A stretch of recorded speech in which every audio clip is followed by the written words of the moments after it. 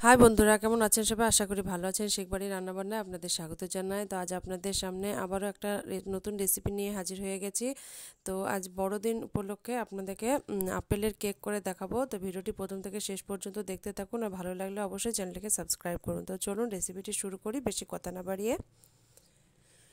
তো এখানে এরকম সাইজের একটা আপেল নিয়েছি। আপেলটাকে একদম ছিলে কেটে পরিষ্কার করে নিয়েছি। আর আপেলটাকে প্রথমে আমি সেদ্ধ করে নেব। তো ওভেনের মধ্যে কড়াইয়ে জল দিয়ে দিয়েছি। আপেলটাকে সেদ্ধ করে নিয়ে একটা মিক্সিং বলে দিয়ে একটা সুন্দর পিউরি বানিয়ে নেব। আর এদিকে আপেলের আমি কেকের যে বেটারটাকে তৈরি করে নেব। তো এখানে আমি প্রথমে বাটির 4 ভাগের 1 ভাগ সাদা তেল নিয়ে নিলাম।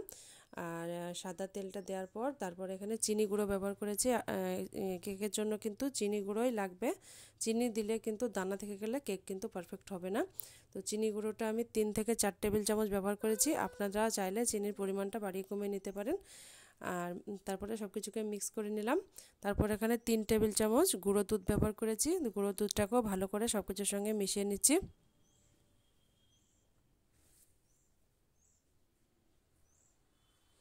তো ভালো করে মিশিয়ে নেওয়ার পর আপেলের পিউরিটা দিয়ে দিলাম। আপেলের পিউরিটাকেও ভালো করে মিশিয়ে নিচ্ছি।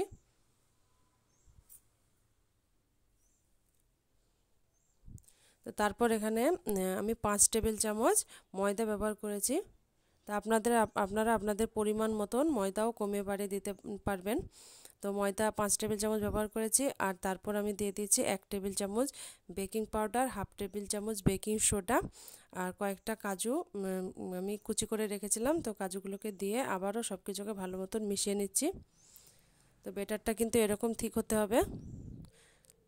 তারপর একটা কেক মোল্ড নিয়েছি আর একটা কাগজ কেটে নিয়েছি। কাগজটাকে তেলের মধ্যে দিয়ে ভালো করে আমি কেক মোল্ডের মধ্যে একদম তেল মাখিয়ে বসিয়ে দিয়েছি। এখন ব্যাটারটাকে কেক মোল্ডে ঢেলে দিচ্ছি।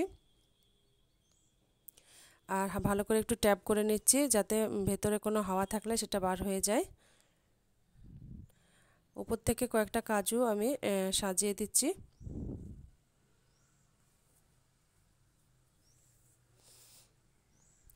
তারপর এখানে ওভেনের মধ্যে একটি তাওয়া বসিয়ে দিয়েছি। তাওয়ার মধ্যে লবণ দিয়ে দিয়েছি। আর লবণের মধ্যে আমি কেকের ব্যাটারটাকে বসিয়ে দিলাম আর একটা ঢাকনা দিয়ে ঢেকে দিলাম।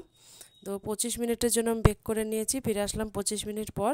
আর দেখতে পাচ্ছেন একদম কেক কিন্তু পারফেক্ট হয়েছে। আর চাকুর গায়ে কিন্তু কিছুই লেগে যাচ্ছে না, একদম ভেতর থেকে পারফেক্ট কেক হয়ে গেছে। আর তারপর ঠান্ডা করে নিয়ে চলে এসেছি আপনাদের সামনে। আর দেখতে পাচ্ছেন কেকের গা থেকে একদম গাটা কিন্তু ছেড়ে দিয়েছে, তবুও আমি চাকু দিয়ে একবার ছাড়িয়ে নিলাম। আর এখন একটা প্লেট দিয়ে আমি কেকটাকে বের করে নেব। তো প্লেট দিয়ে আমি উল্টে একটু ট্যাপ করে নিলাম। কেকটাকে এখন বের করে নেব। তো দেখুন কত সুন্দর কেকটা একদম ছেড়ে চলে এসেছে। আর তারপর আমি কেকের গায়ে যে কাগজ ছিল কাগজটাকে উঠিয়ে নিচ্ছি।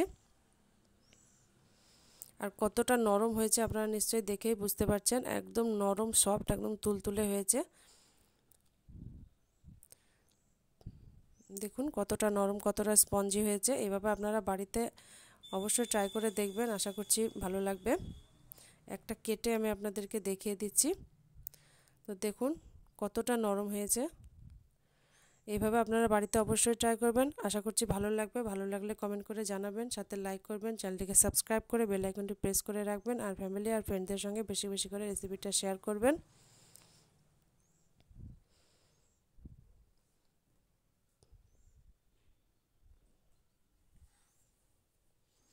আজকের মতন বিদায় নিচ্ছি। দেখা হবে পরবর্তী ভিডিওতে নতুন রেসিপি নিয়ে।